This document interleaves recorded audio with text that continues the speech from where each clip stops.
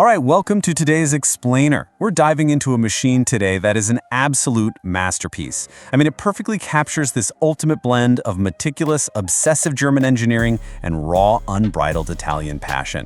Today, we're totally peeling back the layers of the Audi R8 V10 Performance.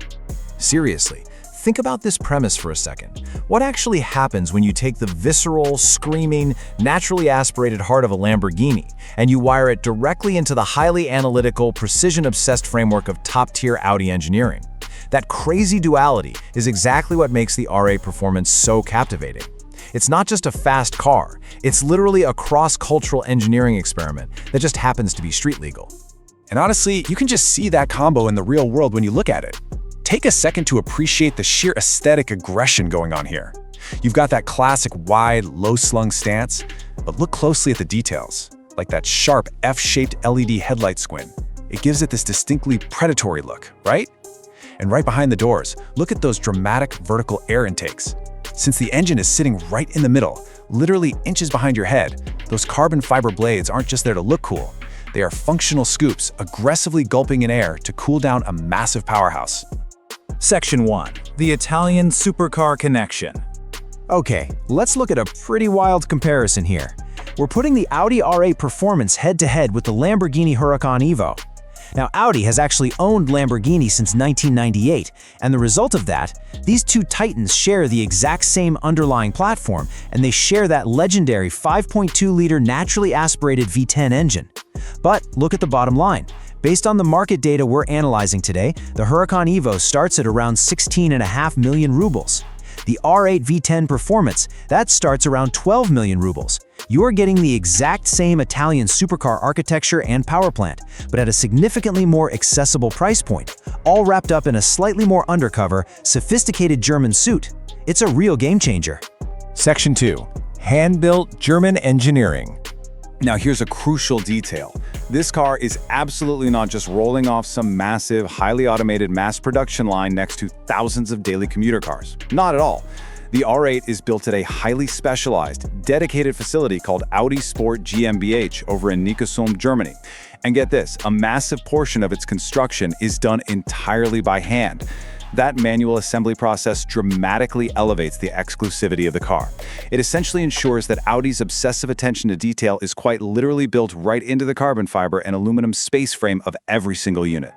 If we look back at its evolution, the R8 lineage really isn't even that old. It first shocked the world at the Paris Motor Show back in 2006. Fast forward to 2015, and they completely revolutionized it with a second generation over in Geneva. Then, in 2019, they gave it this incredibly aggressive facelift, sharpened up the handling, and dropped the old Plus label. That's when we got the definitive performance moniker that we see today. So in just over a decade, Audi somehow managed to totally conquer the elite supercar segment. Section 3. The 620 horsepower V10 Heart. 3.1 seconds. Just let that number sink in for a second. That is all the time it takes for this car to go from a dead standstill stop to 100 kilometers per hour. I mean, before you've even finished reading the text on this slide, you are already doing highway speeds. It is just a blistering, absolutely gut-wrenching level of acceleration. So how exactly does it hit that 3.1 second mark? Well, we are looking at a 5.2-liter naturally aspirated V10. There are no turbos here to muffle the sound, no supercharger whine, just pure instantaneous throttle response, kicking out an incredible 620 horsepower and 580 newton-meters of torque. And to manage all that violence, Audi uses a lightning-fast 7-speed S-tronic dual-clutch transmission. That's paired with their legendary Quattro all-wheel drive system, which is smart enough to send up to 100% of the power to either axle depending on exactly where the grip is. Oh, and if you keep your foot planted, you'll hit a top speed of 331 kilometers per hour. Crazy, right? Section 4. Inside the virtual cockpit. Now, what I find totally fascinating about the interior is actually what's missing. Audi completely ripped out the central infotainment screen from the middle of the dashboard. Instead, the whole shebang is routed directly into the driver's line of sight through a 12.3-inch high-resolution digital display. They call it the Audi Virtual Cockpit. By just tapping the View button right on the steering wheel, you can instantly toggle between massive navigation maps, your rear-view camera feed, or real-time technical telemetry. It's an incredibly immersive, totally distraction-free environment that strictly prioritizes the person behind the wheel. Section 5. Activating performance mode. All right, picture this. Right on the flat-bottom steering wheel, there's a very special, dedicated dial with a little checkered flag icon. This is the performance button, and it's totally exclusive to this top-tier model. When you press it, the revs immediately jump up, the whole car tenses up, and you get 3 distinct sub-modes. You've got dry for optimal track grip, wet for damp conditions, and snow for low traction environments. Pressing this literally alters the physics and driving dynamics of the Quattro system, the suspension, and the engine mapping. It's all about maximizing speed and safety across some incredibly varied surface conditions. Section 6. The final track verdict. Let's look at the hard data, because this is where things get really interesting. Independent testing data from fastest laps breaks this down perfectly. We're comparing the Elite V10 Performance model against the standard rear-wheel drive version of the R8. Just look at these track times. At the Le Mans Bugatti circuit, the performance model clocks in at 147.29. That shaves a full 2 seconds off the RWD's time.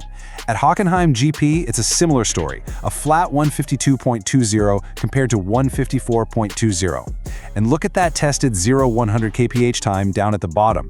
In real-world testing, it actually beat Audi's official 3.1 second claim, hitting it in a mind-bending 2.9 seconds. Let me tell you, in the world of supercars, these tiny fractions of a second, they are absolutely massive. They validate the performance model as a true elite track titan.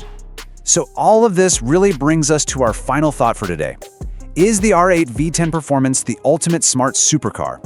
We've seen the 620 horsepower. We've seen that insane 2.9-second real-world acceleration. And we've seen how the virtual cockpit and that performance dial keeps you perfectly, seamlessly in control of all that Lamborghini-derived chaos. It truly is a masterclass in marrying unhinged Italian power with meticulous hand-built German precision. It really leaves you wondering, what exactly would you do with that checkered flag button on a wide-open track? Thanks so much for joining me on this deep dive today. Stay curious, and I'll catch you in the next explainer.